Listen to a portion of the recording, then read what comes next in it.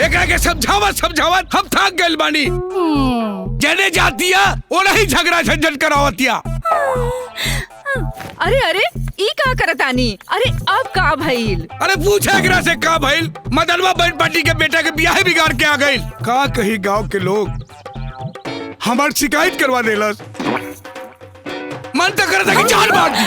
अरे जाय दी, जोन हो गइल तोन हो गइल। अरे का हो गइल? और नहीं तो का एकरा साथे मारपीट करेम? अरे ई तो तनी कम करतिया। अरे हुआ चिल्ला चिल्ला के पूरा गांव जमार के बतावा तनी। अरे का चिल्लात बानी हम? सब तोहरे लाड़ प्यार के नतीजा बा। बिगाड़ के रख देले बानी एकरा के। मन करता बुआ दी। जाई रबो बाजारे जाई। हां हम जाता नहीं। जाई रबो जाई। गांव वाला एकरा के बियाह कटनी कही, एकर बियाह शादी कैसे हुई है भगवान?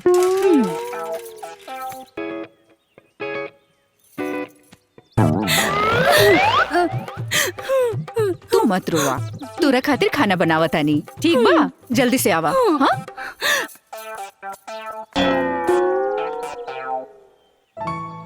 अब चाहे बिया बिगाड़े के पड़े या अगुआ के मारे के पड़े,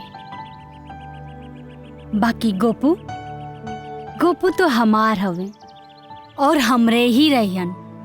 हाँ हाँ मम्मी। बुद्धि भ्रष्ट हो गइल बा एक बार। इतना अच्छा लड़की के ठुकरा धलोस। अरे बाबूजी के करा के समझावतानी। इनके समझ में आई तब लड़के सदिये नहीं के करे के। अरे जंगा ते ओकरा से परीक्षा लेवे खातिर बोलले होबे, ओहो तोरा से परीक्षा लेवे खातिर वहिंगा बोल देले होके। हाँ, अरे तोहके ओसे कुछ और पूछे की चाहत रहल। अरे का पूछी? एकरा बियाह करे के मन होके तब नु पूछी। बाबूजी जब ओकरा से पूछनी त उ कहते के एगो पचवा में लइका हमरे के आंख मारलास, सतवा में ओकर हाथ पकड़लास, आ नौवा में चुम्मा लेलास, दसवा में घवड़ा पूछी। जम कर ले मुंह में दही। ओ लड़की के चरित्र घर के इज्जत के तीतर की तरह उड़ा दी। बात करता है। अरे मर्दे बियाह तो के करेगे भाई। अरे भाई ओहो।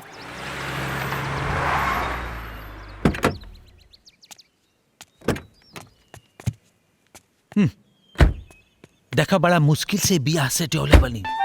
कोनो गलती मत करियो। हाँ तो जब जिंदगी में ठन ठन बन के रहे खो तो गलती करिया। ए जीजा ए महाराज, उल्टा सीधा मत बोला हमरा दोस्त के। अरे प्रणाम। नमस्ते। अच्छा अच्छा अच्छा। प्रणाम प्रणाम प्रणाम। नमस्ते नमस्ते। दामाद जी ते लाखों में एक बाड़न। समझी जी हमनी के राउर बेटा एकदम पसंद आ गइल बाड़न। बोली कहिया के दिन रखल जाओ। इतनी जल्दी शादी के बाद यही हो जाए? अरे तनी बैठ कुछ बतिया। आई बैठी। हाँ बैठी आई समझी जी बैठी। बैठी। सब तो रउए लोगन के हो।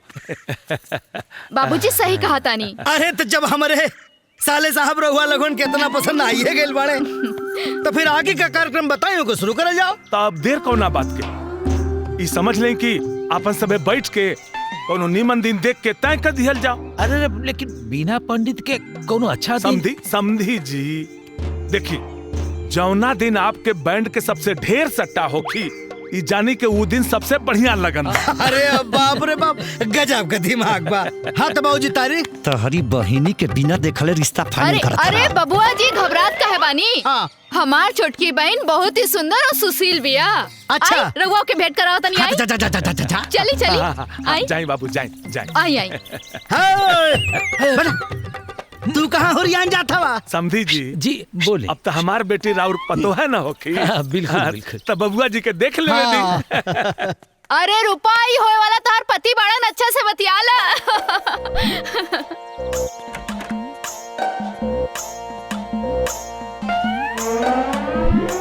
ए जी होने कहाँ? हिन्ने पास आके बैठी ना। हिन्ने बड़ा चालू बिया रे। अरे बैठी ना। तहर नाम का? जी रूपा। अच्छा ही बतावा, तू अपने जान से ज्यादा सबसे ज्यादा केकरा से प्यार करेली? अपन माई से। ना ना ना ना ना, अपन बाबूजी से। अच्छा। ना ना ना ना ना, अपन माई बाबू दोनों से। तो तोहरा दोनों जाने के क्रिया। ई बतावा कि तू केहू से इलू इलू कैले बाड़ू की ना? कैले मानी ना, बचपने से। मतलब अपन माई बाबू दोनों से इलू इलू। हुएला ना, मतलब माने उ बड़का बड़का जवानी वाला, बरसात में भीजल पानी वाला। रवा भी ढेर बतियावेनी। हमार मुखड़ा से ई घूंघट की छतरी हटबे ना करेला, तब भीजम कहाँ से जी? तो अच्छा एकर मतलब तू एकदम नील क्लीन साफ फूल बाड़ू। ना ना कॉली कहीं ना कॉली। अब तक तू ही हमार दुल्हन बनबू हमारा नारकली। तनी अपनी घूंघट हटाओ ना, एक खूबसूरत चेहरा के गली में हम अपना आँख के सैर करा दी। हाय दैया सचो में तो तनी सामने आई ना।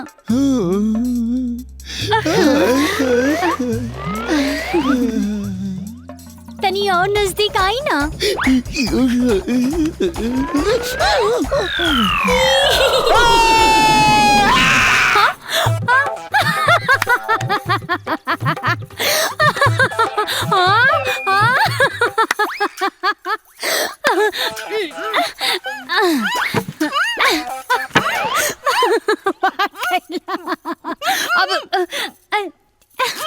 ए बहन बहन हमरा के माफ करिया। वो का है ना ई मामला दिल के हम माफ करिया हमरा के।